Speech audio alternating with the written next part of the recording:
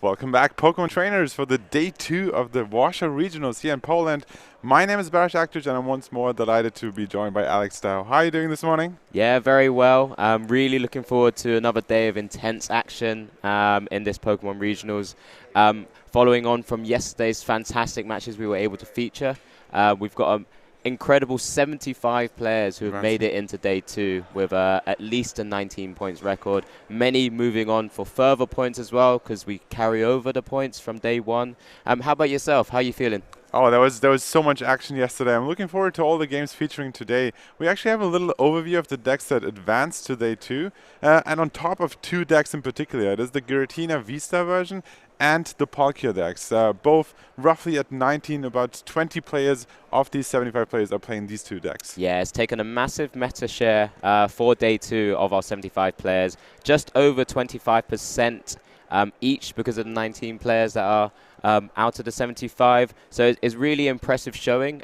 We know these 2 were 2 of the best or most played decks from yesterday as well. We had the chance to feature both of them a couple of times, a number of times yesterday. So we were really interested to see like little different techs between everyone's decks as well. But it was like a fantastic showing from the actual 2 decks that we consider, potentially some of the best decks in format right now. Yeah, and looking at the list, the decks coming afterwards are like Arceus Giratina versions. We have the QRAM Origin form Palkia decks, and 2 Mewtwo V Union actually made it through day 1 as well. Yeah, we didn't get a chance to see it in full flow yesterday, which unfortunately sometimes happens with those kind of control decks. But it's been an archetype which has come out since, I believe it was NAIC towards the end of last season. But it's been continued to evolve a little bit. It's got a couple of new extra tech cards, and it's great to see them still do well as well. Yeah, but we're actually ready to jump into action for the first round of today. That is round 10 of the tournament, and we're featuring 2 players. It is Pedro Torres from Spain and Magnus Pedersen here, actually playing the Palkia V-Star and the Lost Box matchup. Yeah, again, a similar matchup to what we saw, quite similar yesterday as well. 2 fantastic players, both of 2018 World Championship fame. Magnus Pedersen was a world champion in seniors, and Pedro came in third. Coming top 4, yeah, it was third. So he walked away with that massive Pikachu trophy as well. Fantastic players, both of them. Very consistent. We've seen Pedro consistently be top 22 throughout, and it's fantastic to see both of them make it to day 2 as well. Yeah, we featured Magnus Pedersen yesterday with a victory in his game, and actually, these decks are swapped. From my experience, Pedro is playing the Lost Box, and Magnus is playing the Palkia, but that will be fixed in a second. No worries about that. We saw Magnus actually rocking that mirror yesterday in the Palkia Italian mirror, coming in clutch towards the end and securing the win. I got the pleasure to talk to him yesterday, but we're ready to jump into game 1. Yeah, and we have both our players just setting up here. Magnus is still just very quickly shuffling up. Pedro's already has his active Pokemon. Looks like there might be a mulligan there with the dice just on the table. How do you see this matchup coming, Maris? We talked about this yesterday a little bit, and I think I talked to Robin after he lost his last round in Swiss that we featured yesterday, and he wasn't quite happy about it. So I think it's a very open matchup, possible to win for both players, absolutely. And I'm looking forward to see how they maneuver around it. It's a single price stack on Pedro's side against the Palkia. So it's weird, like interesting dynamics for sure. Looking forward to see how Pedro is playing around that, how Pedro is able to bring his Charizard into action towards the end of the game, and if Palkia is able to like sweep from the beginning. Like there's a lot of potential here, offensive potential from Palkia, and there's basics on both sides, so we can start. It looks like Pedro is starting. Yeah, there's a draw card from Pedro. It'd be interesting to see how he does navigate. As you mentioned, a couple of small changes from what we might have seen yesterday. It's only the 1 Echoing Horn that Magnus will have to look to play around. But typical sort of package in the Lost Box deck. Does also play the Drapion V, which obviously won't have as much impact in this matchup. But, again, looking at the meta that came from Little Regionals, Pedro has been able to adapt his game. So we're just getting final confirmation of everything from this side. I think players are set up and just waiting for the sign to be able to start. Oh, there we go. We have Marcus as well. Seems like 2 mulligans. Oh, getting 2 cards out there. Oh, okay, that's the ability used. And I think I saw a Battle VIP pass there, which Pedro might want to use in his first turn for sure. Let's see what the other card is. Yeah, so there's a few options. I mean, he's going first, so won't be able to play that supporter, of course. Does have the Chorus Experiment. Does choose to Lost Zone, that Battle VIP pass. The other card we didn't quite get a chance to see exactly what it was. Pedro also knowing, Magnus going second, the likelihood of being attacked on his first turn is very unlikely. Does prioritize that Manaphy, maybe, also because of that Greninja that's already in the active spot. Also has that path to the peak to shut down the Radiant Greninja from actually doing anything. Yeah, it makes me wonder if Manaphy was maybe the second card and he chooses Manaphy over that Battle VIP pass, because in general, you want to start increasing your Lost Zone counter as soon as possible. On the other hand, of course, Polka V-Star is doing more damage the more bench Pokemon each player has, but considering most single prize attackers or single prize Pokemon on Pedro's side are so low on HP, filling up your bench won't be as big of a disadvantage. Yeah, no, definitely. And we've just passed back over to Magnus after Pedro just passed. Straight into the deck with the Capacious Bucket, giving himself a chance to understand what's in the prizes at the moment. I mean, just having a look at both players, nothing too crazy. Pedro does have a Fire Energy there in the prizes, knowing it's generally quite a low count because it's just for the Charizard. But doesn't mean it's it's not too bad at all. Just a one. You still have access to another in the deck. And then Pat Magnus's side, one Sobble, his own Echoing Horn. Could be quite useful because sometimes a lot of players from Lost Zone, playing Lost Zone box, will want to get their Pokemon in the discard. Maybe you get their Charizard in the discard, so you can easily access it later through things like Clara. And then if an Echoing Horn can be used to bring it up and sort of get rid of it, and we'll get rid of some more other Pokemon. We've seen it with some Lost City decks and Lost City Stadium decks. Very interesting start from Magnus Pedersen, just attaching there, making use of the ability, but not getting too many cards out.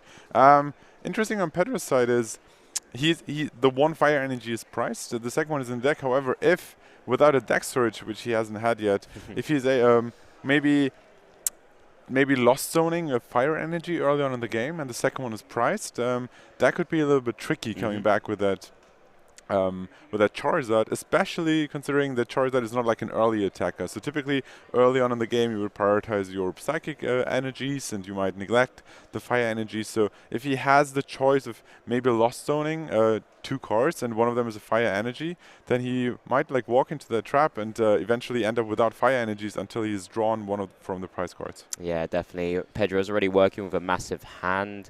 They're very, again, one of those very fortunate things is that the energies are at the bottom of his prizes. Typically, a lot of players tend to take from the bottom. And Pedro using things like Cramorant and other little sort of single prizes like the Sableye and Lost Mining, trying to take a lot more prizes quite quickly just to kind of get himself still in range, being able to use Charizard to sweep later. We'll hope to try and get that a little bit earlier as soon as possible. And that's exactly the case that I talked about earlier. The Fire Energy now as one of the options to Lost Zone, but with the Battle VIP pass that you can't use anywhere, that was an easy choice of Pedro securing his Fire Energy for later on in the game. There you go. So now it's just being held in hand. Of course, there may be times where Magnus will look to try and disrupt Pedro's hand as well with that Roxanne and Marnie, because Pedro, through all these flower selectings, through all this Chorus Experiment, will just build up a massive hand for different combos, similar to what we see with a lot of Shady Dealing decks that Magnus will be hoping to try and get down as well. Had a bit of an unfortunate turn one himself, and Pedro's already just bursting through some of his deck now, getting rid of those less useful cards in this matchup. Yeah, I like his decision-making here, his sequencing. He's very calm, very collected, playing at his own pace here, basically. And we see how Path of the Peak basically shut down that Radiant Greninja, not being able to draw further into the deck. The Capacious Bucket got two Water Energies out to increase the little odds of maybe drawing into support on next turn there. But Magnus Pedersen definitely not in a favorable position right now. But yeah, Pedro also, like, the maximum attack he can pull off at this point would be a Cramorant with 110 damage, and that's not quite enough to take out the Radiant Greninja here. Yeah, so with Radiant Greninja having 130 HP, also has that big charm. Magnus is you can see by his body language, he's just looked like he might have drawn an extra Water Energy at this point. He does eventually have one more turn, maybe, where he can use Moonlight Shuriken, but because of Manaphy on the bench, you're only going to be able to target the active as an option. Yeah, and that's not the start you want to see. 2 attachments, nothing else to do for Magnus right now. A very unfortunate hand. But of course, Path and B coming in clutch there, shutting down the ability to draw more cards by discarding energies. And we see a Color's Experiment, further increasing the hand count of Pedro. Let's see what options he has and what he is discarding. His Lost Zone counter already at 6. With these 2 additional cards, we're looking at 8, and if he is able to use both his Flower Select abilities, he will be at 10 and then potentially start dealing damage with that Sableye. Dealing 12 damage counters, also not quite enough. But yeah, Magnus, like he has to hope for that top deck next turn. Yeah, definitely. And I think one of the key things that a lot of our viewers at home will have to try and start to understand as well, from Pedro's side, he may see his opponent unfortunately drawing not too well, but he still has to go through all of the correct motions, making sure his plays are still as clean and correct as possible. So he's still got to keep his odds of winning to the highest level possible here. So, this is very, very well played by Pedro. He's still sequencing correctly. He's still making sure that he's setting up his own board, setting up his own hand, ready to sort of react to anything that Magnus may suddenly be able to do if he's able to get and draw out of this. One of the things in Magnus's mind, he's got to start considering, maybe as time is ticking down now, he's really in a precarious position where he has to potentially consider looking to the future games as well. Yeah, absolutely. At this point of the game, like Magnus, his ways to get back into the game, definitely drawing a supporter.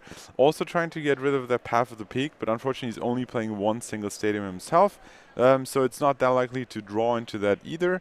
And then not having any Soul's benched also reduces your flexibility going to the next turn, because you can't Drizzile evolution, and like you don't have the option to access more cards from your deck really.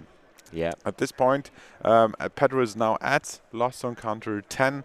So Sableye's attack is now activated. With 1 Psychic Energy, you can deal 12 damage counters. And it really can. I feel if Pedro manages to attack this turn, then Pedro has one more chance to come back into this game. However, we have seen the beauty of Pokémon TCC. One card can completely change the game. Like he can draw into a supporter, then draw into multiple Sobbles, maybe a Palkia, maybe finds like quick balls or any other ways to discard energies, and then eventually use Palkia's ability as well. But that's still a long way to go, and Pedro just continues playing around and setting up his board. I don't see any Sableye in his hand right now. That's the current issue, and I think that's why Pedro had a little shake of his head. He has prized 1 Cramorant, so he was hoping to try and maybe save some of the pieces, because sometimes you want to be holding the quick ball to be able to access your Charizard.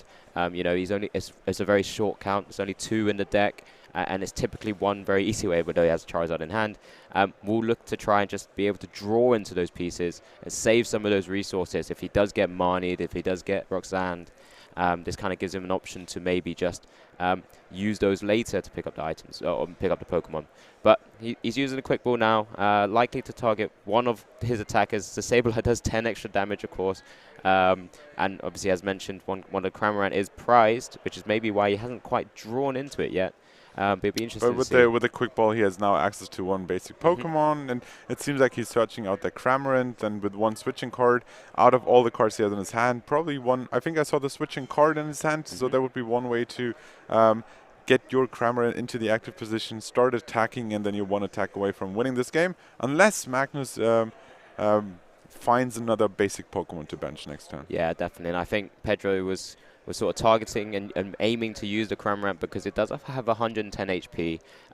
Magnus's position, where he's had to slowly build up the energy on that Greninja, only does 90 damage to 2 Pokemon. So if he's able to use the Cramorant, it potentially could just actually tank a hit, not be knocked out by a Moonlight Shuriken, and then be able to then just retaliate with a second Spit Innocent, and actually just bench Magnus. Yeah, very good point. Actually, advantage to use that Cramorant over the Sableye, which would not have enough HP, only at 80, so it would not survive a Shuriken there. That's absolutely correct. We saw how many energies he had in hand, so there should be a third energy coming into play here. But I don't think I saw any No, I think he top decked an Evo Incense, so he was just checking right now what his potential play could be. Oh, it does have a glaring Zigzagoon with that headbutt tantrum ability to put 10 extra damage somewhere, which keeps him in the game, but not necessarily in a position to make a comeback right now. Yeah. So, it doesn't seem like he's not planning to attack with the Greninja, and instead is retreating it, paying the retreat cost there. And yeah, he's sacrificing his Zigzagoon here and in hope for a top deck in next turn. So he bought himself one more turn really. But yeah, there's another color experiment potentially to be played, increase your hand count. In terms of hand disruption, we see Roxanne in Magnus' list, but that is not available at this point in the game. And then we see one Mani. So I guess the Mani would probably be the best case here, not only lowering the hand count of Pedro, which is very high at the moment, but also getting you a fresh hand of 5, potentially getting you the tools you need to come back into this game. Yeah, I think there might be a bit of a sticky situation here. Magnus is, although he has the clearance Zigzagoon, it has 70 HP. That Greninja's taken 110 damage. With the big charm, it's currently got 50 HP left. So 70 plus 50 is actually 120, which plays completely into Sableye right now. I think Pedro has been able to sort of very quickly identify that, and he just needs a way of retreating. Does have a lost vacuum to just get rid of the big charm as well. Has the air balloon. Looks like Pedro should just be able to Lost Mine and take game 1. Yep, perfect retreat, attack, take 2 knockouts at once, leaving Magnus without any Pokemon left on the board and secure the win in game 1 for Pedro Torres. Yeah, it's not the most fortunate games for Magnus there. He'll be hoping to, again, I've mentioned it a couple of times, going to play a Palkia list where you just have to get out of the first couple of turns, be able to just get a couple of supple down where possible, have your attackers hopefully not get paths, so you can use Greninja to start drawing some cards and sort of really get into the game from maybe turn 2 onwards. Yeah, the hand was just very unfortunate. Paired, like technically having energy and that raiding Greninja is amazing, but then Path to Peak just shut that down completely, and he just wasn't drawing into anything. There was this desperation in the Zigzagoon, trying to buy one more turn, but the math just worked out completely for that Sableye, dealing 12 damage counter is doing 120 in total, taking both knockouts and securing the win. Very, very commanding victory for Pedro here in game 1. Interested to see if Pedro, or more so if Magnus makes a great comeback into this game. Now going first, having more time, one more extra turn to set up. Yeah, definitely. It's one of those things that's truly factored in the game right now. Going first does have, inherent sort of advantages. Yes, you can't attack. Yes, you can't play supporters. But just, as you mentioned, that extra turn gives him a chance to build up his board as soon as possible. And that's what you really need to be doing with this kind of deck. There is a combo deck, so is Lost Zone Box as well, but we saw already from all the flower selectings, the chorus experiments, there's ways of kind of getting into the game a little bit easier for Pedro because those kind of abilities can be used immediately. Yeah, talking about abilities, raiding Greninja's ability also could be used immediately, and going first doesn't give Pedro the chance to play down Path of the Peak. So if he starts with that raiding Greninja or has access to it, he will be able to use it for at least the very first turn this time. Gives him a little bit more drawing power overall. So yeah, players are ready to set up the game. We're looking at the prizes, which we haven't talked about too much in the last game. We see a Comfy, a Sableye, 2 scoop-up nets, which can be quite important to just keep having the switching abilities around, using Flower Select more often than once or twice in the turn. But yeah, that's a great stuff for Magnus. Having the Palkia in the active and the Battle VIP pass to get you 2 Sobbles and ready for the game, maybe even a raiding Greninja if he has any energies or the Capacious Bucket in hand. That is definitely a better start for Magnus, and he seems very happy about that. And yeah, shuffling back his deck, let's see what else he has to offer in this first turn. Yeah, for this game 2 of our first feature match for day 2 in Warsaw Regionals, Magnus now choosing to go first. So like I said, as we both mentioned actually, just having that opportunity to just have additional chances to set up his board. Has a water energy in hand. I think he just flicked out that concealed cards ability, that opportunity to draw another 2. Does have access to an Iridot, does have another energy, does get the energy attachment as well. other than maybe an extra Sobble, I think he's in a pretty good spot compared to Yeah, I think I also saw the Palkia V-Star in his hand. Might be level ball to potentially go into Drizzle next turn. So a lot of potential to combine in next turn. But Color's experiment as a start, always great. Five cards to look at. And let's see, there's one Scoop Up Net. Considering 2 of them are priced, that's a good card to have. I think I was looking at a Zigzagoon as well. Not too important in that matchup. And the Sableye, I believe, was there as well. So there's a few very important cards. That Path to the Peak also, just the 2 copies in Pedro's list. Very useful, and again, trying to slow down Magnus' side of the board because it's just a 1 training court that could be used to sort of bump that away. But the Path to the Peak will allow him to stop not just the Radiant Greninja, but also Palkia V-Star's ability, the Star Portal that we've seen so much, to be able to burst energy on, to kind of give Magnus that opportunity to use Moonlight Shuriken when possible as well. So it looks like that's gone to the hand.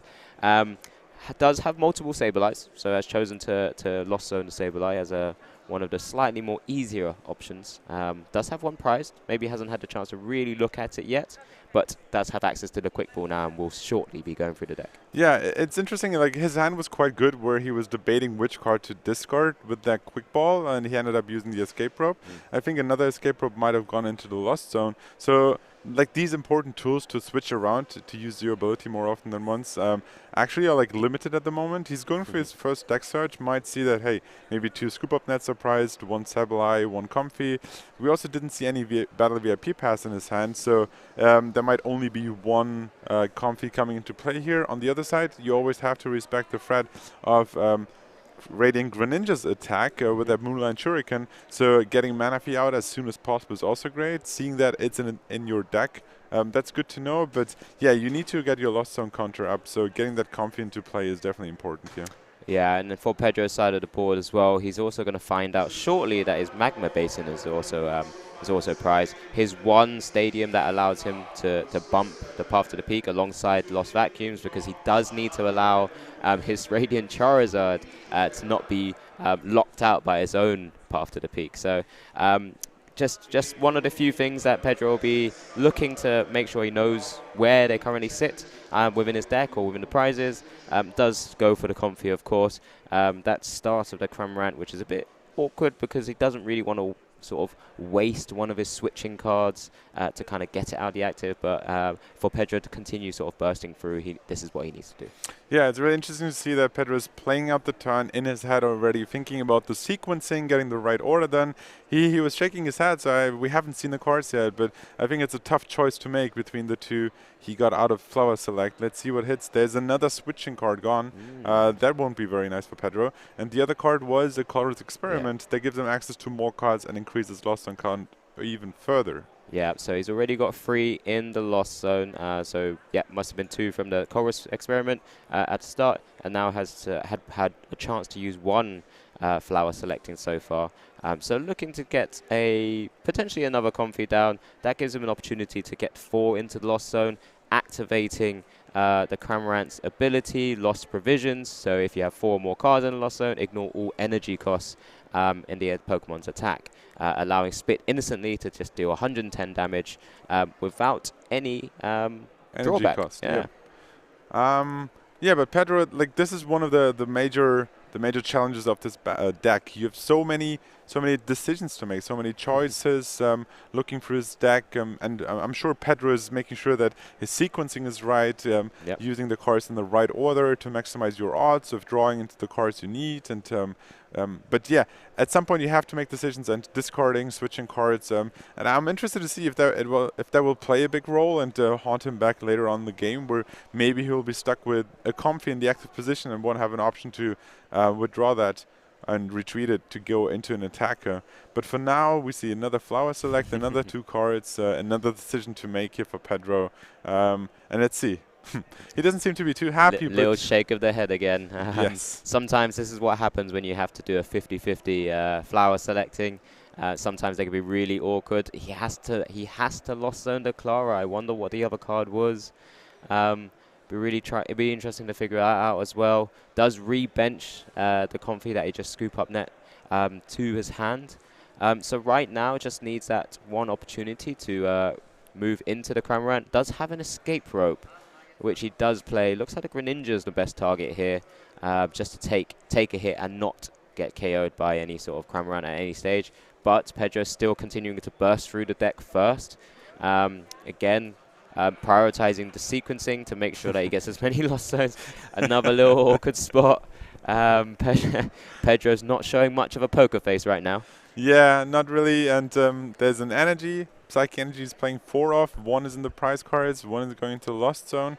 Yeah, keeping track of the lost zone counter. Currently at 5, maybe 6 cards.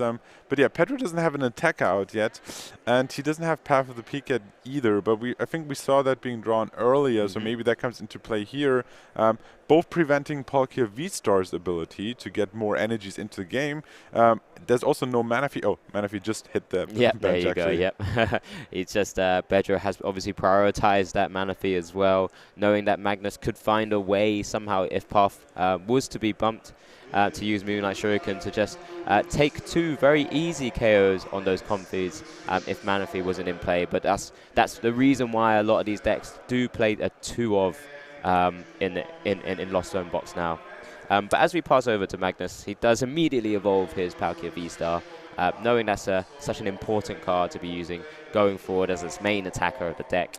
And instantly plays down the Irida to start the combo. It makes me wonder, considering Path of the Peak shuts down Radiant Greninja and Palkia Vita's ability, and only 1 stadium in Magnus's deck, like wouldn't you want to have more options to play around the Path of the Peak, being able to bump it with another stadium, or like maybe with Lost Vacuum? Like, how do you see this decision making in the deck building? Yeah, it's really interesting. I mean, with the Palkia's Star Portal ability, you only really get to use it 1 time. So you only really need 1 opportunity to bump the Path to the Peak. So because you have so many combo pieces with Shady Dealings, the Drizzles, and Intellions, just that 1 time of just actually picking up a Stadium card to get rid of the Path to the Peak, be able to use Star Portal, is enough. Because beyond that, hopefully, you might not get Path to the Peak at the start of the game, which then means you can use Radiant Greninja initially, and then there becomes a point where Radiant Greninja really isn't that useful anymore, or a little bit less useful, I should say. So just that 1 turn typically is enough for Palkia and Inteleon to get through a Path to the Peak. Yeah, that's a very good point. Thanks for that. No problem at all. And I'm looking forward to see if he finds the opportunity here. But you're absolutely right. Once the game is set up, once he has 1 or maybe 2 Palkia ready to attack, maybe then the drawing power of Radiant Greninja and already having used the ability of Palkia Vista won't come into effect as much anymore. We saw the Drizzle hitting the bench or evolving, but we haven't seen the access to the training court yet. So abilities, especially of rule box Pokemon, are still blocked at the moment. And the Drizzle just evolved, right? Yes, it just evolved. Has decided to pick a few different options. Does also from the Irida has a number of options there because he's already picked his own Pokemon, which I believe might have been the Drizzle and the trainer card. Does re-bench the Radiant Greninja because he's thinking there will be a point where he will be using that concealed cards. Does go straight for the Subspace Swell, doing plenty of damage. You know, there's not really many Pokemon on Pedro's side of the board which can actually take a hit. Potentially the Drapion V, but you don't really want to be putting that down to give up 2 prizes. So Magnus activating the prize race already, going down to 5 prizes now. Yeah, and I think that's the point we talked about earlier. Palkia Vista needs 2 energies to attack. With the number of benched Pokemon, and considering most of Pedro's Pokemon are very low on HP, he's able to pick out knockouts very early on, and that's all he really needs. And his Palkia at the moment is also not in danger of getting knocked out in reverse. There's a maximum of 110 from the Cramorant, maybe 120 from the Sableye, and Charizard is far from attacking at the moment. So the Palkia Vista is actually quite safe, and he's happy to attack from every turn going on. And I think Pedro needs to find a way to increase his Lost Zone counter to 10 as soon as possible, start dealing out more damage with the Sableye, spreading some damage as well on the bench, and then eventually setting up the KOs for Charizard in the late game. Yeah, definitely. I think that's what you, just as we mentioned, that's pretty key. Pedro's going to be having to find future turns where he's maybe sprinkling some damage, as mentioned yesterday, from the Lost Mine attack from Sableye to start setting up the board from Magnus' side. You know, typically a lot of the big V Pokemon that Magnus will be playing, there's no way of healing it. So just looking to, again, increase those lost zone counts, get to that 10 as soon as possible to start using his, I guess, his most common attacker in his list, which is a Sableye, that count of 3 of, despite one being in the lost zone, one in the prizes. He will have to navigate some awkward turns at the moment, I believe. So it looks like he's up to 8, it looks like he's up to 8 right now. So just 2 more to go. He might want to start maybe just applying some pressure from himself using Cramorant where possible. Yeah, and I think we saw the Clara hitting the Lost Zone early in the game, which is a trainer card that gets you Pokemon and energies from your discard pile back into your hand, which is a great way to cycle through your Charizard. Like, you attack with it once, then get access to it again in the next turn. But with one already in the Lost Zone, he only has one option. So it seems like he only has the chance to attack once with the Charizard because it already hit the discard pile earlier on in the game, or was that game 1? I think that was game 1. That was game 1. It's just hiding in the... Oh, no, it's in his hand. It's actually just in his hand. There you go. So he's holding it for a little bit later. We do see the Choice Belt in the actual discard as well. Maybe some awkward discards from the Quick Ball. You know, that Choice Belt allowing the Charizard to hit that 280 damage. Of course, Magnus does play the double Big Charm, so it does put itself out of range. But you know, there's ways around that. You can deal with the 280 damage and then use Lost Vacuum to take the knockout, well. Or you can use Sableye again just to continue sprinkling some more damage on. So lots of different options. Looks like he's just had to pass over. Yeah, it's quite interesting how the dynamic works. Like, if Big Charm is attached, you get 30 more HP. So if Pedro finds a way to deal 280 damage and then finds the Lost Vacuum, by playing an item card and removing the Big Charm, you knock out a Pokemon. And it's great to not having to use your attack to take a knockout instead of an item, because you then still have your attack. Something new has to be promoted, and that gives extra flexibility for Pedro. But yeah, he was not quite happy with his last turn, having to pass over his Lost on counter at 9 though, so one more flower select will get in there. I think I saw the Fog Crystal in his hand, so he has access to Sableye in the next turn. Yeah, and I think that's just having to unfortunately sacrifice another Comfy or another prize through this turn right now. From Magnus's side of the board, he's played that Evo Incense to grab that big shady dealings Inteleon. Being able to grab 2 trainer cards from his deck. Looks like he's eyeing up that Irida at the moment and still picking up his second option from that Inteleon there. I'd be surprised if he doesn't go for something like the Scoop Up Net, because then he could scoop it back up and utilize that other Sobble on the bench as well to evolve that up to a Drizzle. So a number of options that are available to him. Just eyeing up a few sort of important cards. Does choose the Cross Switcher, which is really interesting. Maybe looking to target one of Pedro's Pokemon on the bench. Maybe that Manaphy is looking like a nice target for him as well. But it'll be interesting to see now from where he goes from. The Irida does look to choose Palkia V. Start building up another attacker if anything should happen to his active Pokemon. Remember, yeah, this could be the turn that you talked about earlier, where he gets access to Training Core, removes Path of the Peak, uses Palkia V's ability, maybe Greninja's ability as well, and then it's pretty set up for the rest of the game. So that could be a great turn here. We talked about the Scoop Up Net, cycling through that Inteleon line. He has a Sobble on the bench that can evolve into Drizzle as well. However, on the same side, you have to ask yourself, I have that Sobble ready, and I can evolve whenever I need, and do I really need another item right now? Like, I'm pretty set up with one attacker. If I use my abilities, I have another attacker, and maybe I can save up that evolution for later in the game. Yeah, definitely. He did looks like he did choose that Drizzle from that Irida as well. He's just going through all the motions, sequencing very well right now, making sure that his deck is slowly being thinned down to all the very good cards at the same time. But of course, he typically can pick up a number of things. I think just a quick question from the judge there. But, you know, typically what we expect, I'm sure Pedro's been following along as well, making sure that everything looks absolutely fine. But we'll just confirm that. There's no worries at all. One of the very interesting things that we saw, one of the very interesting things that I saw was that Roxanne, which has gone into the Lost Zone now. And I think there was an opportunity where Pedro had to choose potentially that Marnie, his only other sort of disruption card from one of the Chorus's experiment. You know, currently looks like he might be going down to a 2-prize deficit right now, which is not ideal because he wants to be applying pressure himself. But with those sort of disruption cards, potentially might kind of find a way to bring it back. Yeah, not only disruption, but then in the single prize versus 2 prize cards or like 2 prize decks.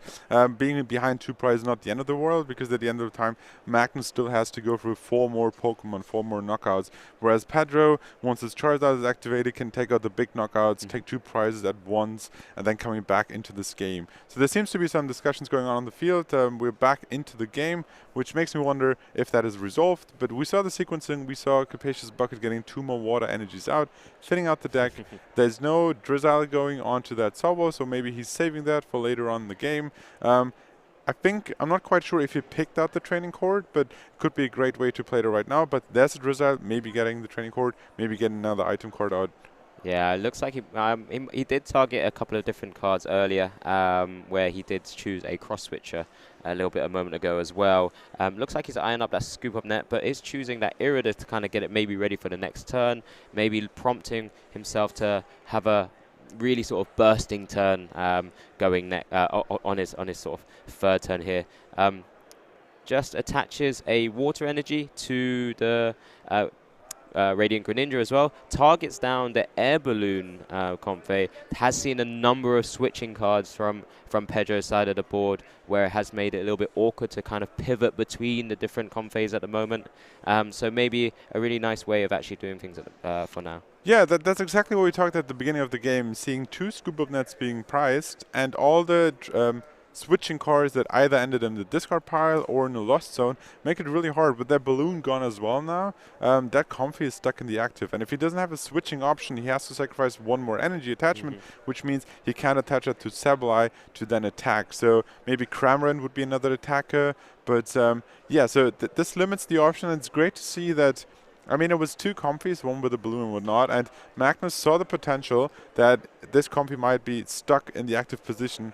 So he actually valued the double cross switcher, getting that balloon Comfey up, knocking it out, and like making sure that Pedro needs 1 more piece to actually be able to attack next turn. Yeah, like I said, both decks are very combo like decks at the moment. Very interesting from Magnus as well to try and keep his Sobble out of range from an easy 60 drop from Lost Mine. Has evolved it up to the Drizzle.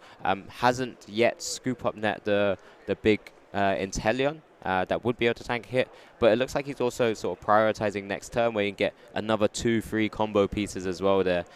Pedro's going to be looking at this board, potentially still maybe targeting down that Drizzle, knowing it's a bit of a threat because Magnus does have an option to scoop up net. Does play that Marnie that I mentioned a moment ago as well to try and disrupt Magnus's hand a little bit. We saw him obviously take that Irida from that Drizzle Shady Dealing. So a few different options there. It'll be interesting to see how Pedro's can navigate the rest of his turn. Yeah, I think it looked like Magnus was drawing into one of his scoop-up nets, which obviously allows him to take that Inteleon back in his hand and then evolve the Drizzle back into Inteleon. On the other side, Pedro has the last scoop-up net of his deck, and draws into Path of Peak and Battle VIP Pass. I think that's an easy discard for the VIP Pass, and with access to another Path of the Peak. On the other hand, I don't think we've seen Training Cord in play yet, so Pedro's Path of the Peak is still active, so he can't play that down right now, but should Training Cord hit the field, he can right away reverse that and go back to Path of the Peak. But at that point, all the abilities that Magnus wanted to use would have been used. Cramorant as a second attacker hitting the field as well now, and we see Pedro once again, in his mind, in his head, he's playing out the turn, thinking about the sequencing, thinking about the right order, maybe thinking a few turns ahead. How can I spread the damage? Where do I place my damage? How do I map out my prizes? How do I take out these big knockouts? And typically one way to work around that is by using Lost Mine and put like 30 damage on the Palkias. Yeah. So that Charizard doesn't need the choice belt. Yeah, exactly that. And I think Pedro's just played an escape rope, and that's why we see Magnus promote the Radiant Greninja to the active spot yet again. Does now mean Pedro has access to Lost Mine to see how he see how he's going to sprinkle that damage. Already was playing it out in his head, of course. Does target the Drizzle, as I mentioned, knowing that, you know, it means now Magnus can't just play a scoop up net and then have access to another couple of shady dealings. Expected to put the 30 damage on the Palkia V-Star as well, because that just means that now, yes, it is in range of a Charizard's 250 attack.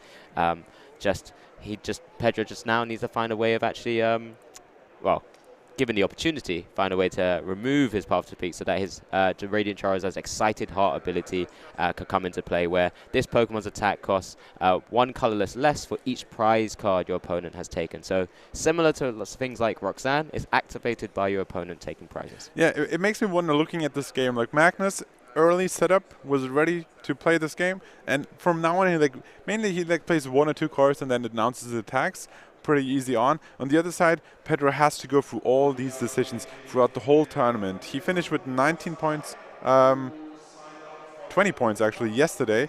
But yeah, like 5 more rounds to play with so many decisions to make. Do you think like playing a deck like Palkia that in some instances doesn't have as many decisions to make maybe helps you to keep your stamina up for the whole tournament? I think it's key from particularly top players, and as we'll see throughout the rest of today, is picking a deck that you've had a lot of experience in. Typically, we would recommend players to get used to the deck more because you're going to make less mistakes. You can start making it into sort of muscle memory, and from that going forward, you'll minimize the chances of actually sort of making more gameplay errors or any sort of mistakes going forward. From this side of things, you know, because a deck like Palkia Inteleon has so many options because of shady dealings, it gives you really a chance to kind of play games and play the roots of winning a game very differently. Of course, we mentioned it yesterday as well, this flower selecting and the Lost Zone engine that we have is very taxing on your brain. We've seen Pedro, you know, shake his head a couple of times when he's had to make some really difficult decisions because he's got all about resource management. So it's impressive by both players to play such important decks, such great decks in the format right now, really showcasing the capabilities. Yeah, and it seems like he doesn't have access to Sableye in this turn. However, spitting innocently will deal another 110 damage, getting that on the board. And if you maybe like attack 1 more time and this Palkia V-Star can't evolve the next turn, then it will be knocked out by 2 attacks as well. So that's also another way to draw into 2 prizes. However, there's the evolution incense and there is the evolution into that Palkia V-Star, securing at 280 HP and make sure that you survive 2 more attacks. But Path to Peak in play, can't use the ability, and has a Palkia V-Star in the active. So if he doesn't have any switching cards in hand and can't use the ability thanks to Path to Peak, then he can't attack this turn at least. Yeah, so now I'm just sort of thinking about both players as prize mapping. Obviously, Magnus is going to have quite an easier time just to kind of stream through just 3 single prizes. I guess Magnus is a little bit of an awkward spot right now. Doesn't have access to any sort of shady dealings, which means might be actually stuck in the active spot. Pedro, and he's just passed over, so this is fantastic from Pedro's side. Now Pedro can continue applying pressure because that active Palkia V is just taken already 110 damage. The Spit Innocently can actually just take 2 prizes now just by announcing an attack again.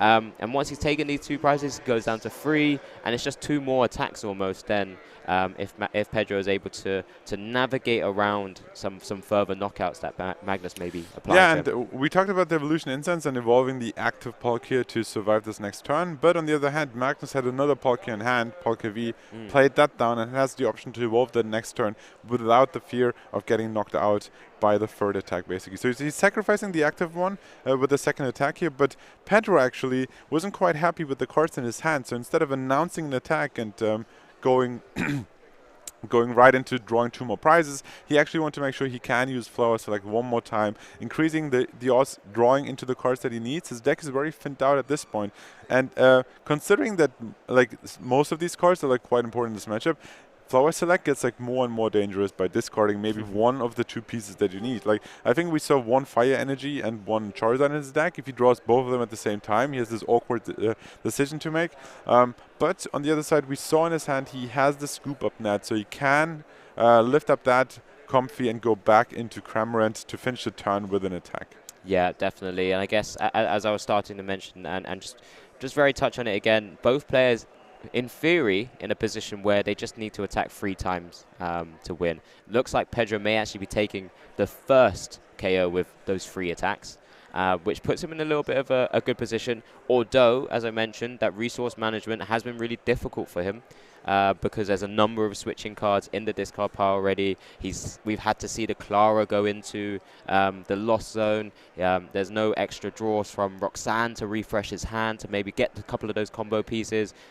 This Cramorant is going to be going down this turn, but Magnus identifying that he's doesn't want to give Pedro any other opportunities now to further go through his deck. Does target down the Comfey and does announce subspace well to bring him down to also 2 attacks remaining to take the game. Yeah, it's quite interesting. You would think against a single price deck you only need 3 more knockouts, and it doesn't really matter which knockouts. But even in the order of taking knockouts against this deck, increasing your odds by limiting the options that Pedro has. Yes, he still has his Cramorant, but that is only dealing 110 damage and not really threatening a knockout on the Palkia. Whereas if you take out the Cramorant, Flower Select gives you access to more cards from your deck. So Pedro is limited in his options this turn. I think his hand didn't look too promising either, so you might just have to announce an attack and deal 110 damage. With the 30 from before, we're looking at 140 damage, so 140 left. Not enough for another Cramorant, not enough for another Sableye, but sooner or later we will see that Radiant Charizard hitting the field. Initially taking 5 energies, 1 fire and 4 colorless to attack for 250 damage. However, thanks to its excited heart ability, it costs 1 colorless less for each prize card your opponent has taken. Considering Magnus is down to 1 prize card, this energy cost of Combustion Blast is down to 1 single fire energy. Yeah, Pedro has just continued to draw his cards, and has to not just be immediately losing the game, does have to bench that Drapion V because it has a bit more HP than that little Manaphy there in the active spot. Not in the best of positions right now. Pedro may have another switching out shortly, knowing right now that Magnus is still locked out of Star Portal, which is the only option here. Magnus playing and just passing over. So Magnus here playing the level, making sure he knows what his options are. Did get a Sobble from the prizes as well, and just looking like we're just adding up the numbers there. Yeah, looks like that is game 2 taken by Magnus with that choice bout and double Sobble being benched for Magnus there to actually be able to take game 2. Yeah, I liked how the plays were, like how Magnus was playing down all the pieces, and then you could see Pedro in his hand do like quick maps and like, okay, 5 bench Pokemon, 1 of mine, 6 bench plus 60, that's enough for the knockout. Yep. GG for game 2 and heading into game 3. And once again, we're in this awkward position where time is down to like 8-9 minutes for one last game, and it's quite hard for Magnus to take 6 prize cards in 9 minutes. And it's really hard for like Pedro to go through his setup off attacking and like setting up his Sableye, setting up his Cramorant. So it's a difficult position to be in, but starting with 20 points and tying in round 10 is not the worst start to day 2 either. No, it's not the worst. The only thing they need to consider, because it is such a big field for day 2, typically the point threshold to making top 8 or sort of making the other threshold to top 16, top 32, you need a good run. And, you know, both players are fantastic players. We expect them to do really well. This matchup is very close in reality. According to sort of online data, it's very almost 50-50, maybe slightly favored in Palkia. Again, should they set up, of course, we saw that now that Magnus was able to set up, was able to take the game. But then again, you have a lot of combat mechanics in Lost Zone box. But, as you mentioned, there's not too much time remaining. I believe it was on a 9-minute or 8-minute mark right now. Before heading into game 3. Yeah, roughly before heading into game 3. Which just means that, you know, there could be an awkward, maybe lone Pokemon start. Absolutely, that's one thing to consider. While you might not be able to finish or draw 6 prizes in the time, if your opponent starts with a single prize attacker, leaves it on the field, then maybe Pedro is able to use Colorless Experiment, use 2 Flowers Select, getting his Lost Zone count up to 4, and getting access to Cramorant might be an early knockout securing the win. That's always possible, so that's why they're playing that game 3 out for sure. Still the option to take a sneaky win there and securing 3 more points on the board for day 2. But yeah, I'm excited to see if any of these shenanigans will happen for game 3 and how they play it out towards this last game in this set. Yeah, definitely. I'm sure both players will be considering what other options they could be doing to take the series, as we see both players just here finalizing the setup for Game 3 of our first feature match for Day 2 of Warsaw Regionals. There you go, just at the bottom there, just to kind of reconfirm some of our meta for the Day 2 format as well. We've already mentioned Giratina V-Star and Palkia V-Star being a dominant force in the meta right now for Day 2. But we'll head straight back into Game 3 right now. We'll bring it straight back to the table, and we'll see how this game goes. Yeah, and considering Pedro lost, he will of course go first in this last match, gives him one extra turn, and considering like most of his turns or most of his actions are going through abilities early on through that flower select, he can take maximum advantage of the first turn. We see a fog crystal to start off, going through the deck. You can also see that like Pedro's like going through his deck once or twice, making sure, but actually considering there's not that much time left and there's a lone Sobble, if Magnus wouldn't have any tools in his hand, however, I see an Irida there, I see Capacious Bucket, so definitely options to get more Pokemon out. But Pedro doesn't know that, and considering the time is getting low, he's like, I'll make sure to play to the maximum speed there, attaching Fire Energy to be able to retreat, and using the first flower select of the game. Yeah, it would have been really interesting if Pedro wanted to consider the donk, maybe. Because one of the few decks in the format which going second has the opportunity to deal 110 damage relatively easy with the Cramorant. But of course, you know, you're having to play it safe. This is Day 2 after all. These are the top players making all the important decisions to make sure that they don't necessarily throw a game away unnecessarily. But we do see just a pass over after the one flower selecting the Echoing Horn going into the Lost Zone to start the count there for Pedro. But Magnus opens immediately with a Capacious Bucket. Quick Balls one of the water energies away very quickly, gets another Pokemon out, has the Radiant Greninja. Maybe not playing the Irida yet, giving himself the chance to maybe draw into a few good cards. So maybe he can draw into the Battle VIP pass, maybe from a concealed cards. Saves him having to use the Irida for Battle VIP pass at that point. So just a few different options. There's the concealed cards. Draws 2.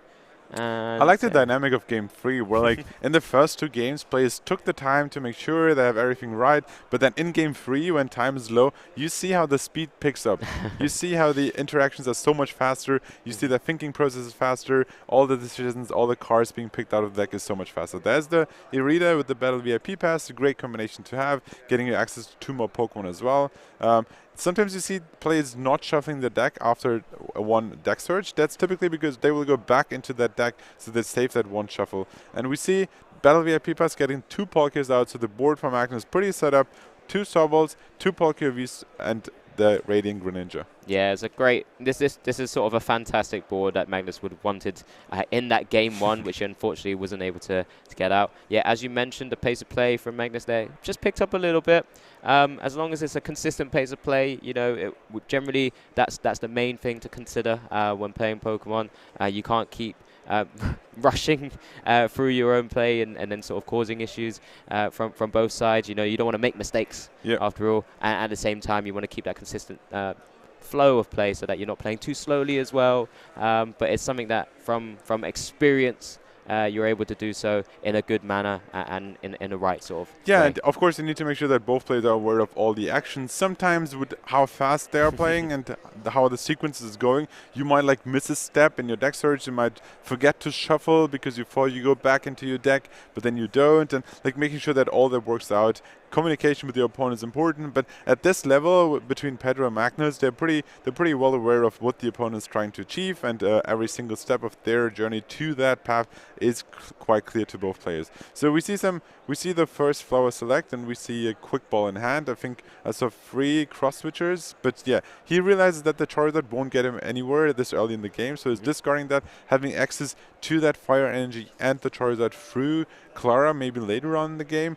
If of course Magnus is able to draw some prize and reduce the attack cost of that Radiant Charizard. Yeah, definitely, and I think already getting that 4 in the Lost Zone onto his second turn very easily, nothing too much to worry about here. Activates that Cramorant attack yet again, and it's just a simple way of potentially just retreating or finding a way to switching out of that Comfey into his Cramorant and just taking an early prize, starting the prize race here and just applying a little pressure to Magnus. Means he now potentially he may only have one Sobble going into his next turn. So there's the attached retreat with the Psychic Energy. The Cramorant comes to the active spot and it's just going to spit instantly for 110 damage shortly. Just confirming that the 4, and there we go. There's the KO on the Sobble. Yeah, having 2 Sobbles in play, of course, allows you to evolve the other one, keeping that in play. And we also see that there's no path to the peak yet, so you can take maximum advantage of that concealed cards ability of the Raiding Ranger, drawing more cards. And you once again see there are more cards, like I think 2 or 3 water energies in discard pile now. He's drawing more from the deck, so he's able to, thanks to no path to the peak, also use Palkia V-Star's ability.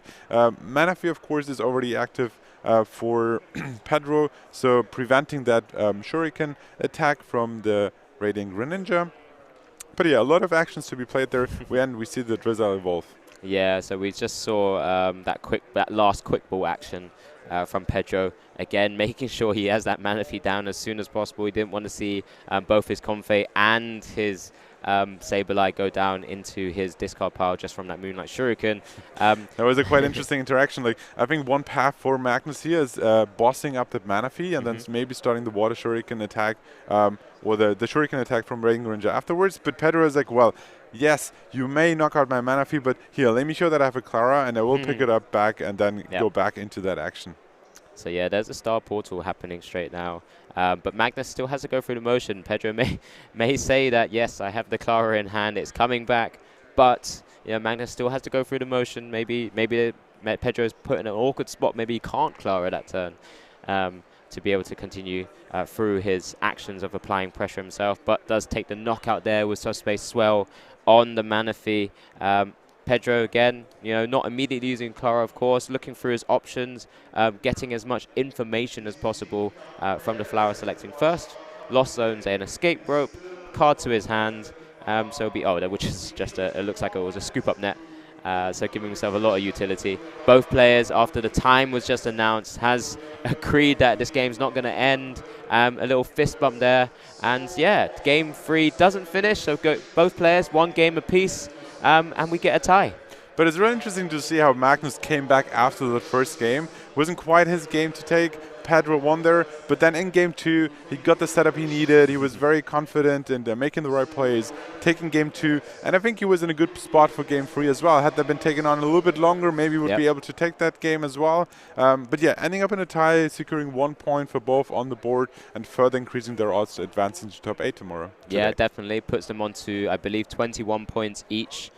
So we've, again, they're both top players. They know that they're going to be facing top players throughout the rest of this tournament. Taking a tie against a fellow world competitor between them is no bad means or bad feat at all. So we'll take the point. We'll move on to the next games, making sure their plays are hopefully going to be as clean as possible going forward as well, making sure all the decision making stays to the top of their decision thinking going forward.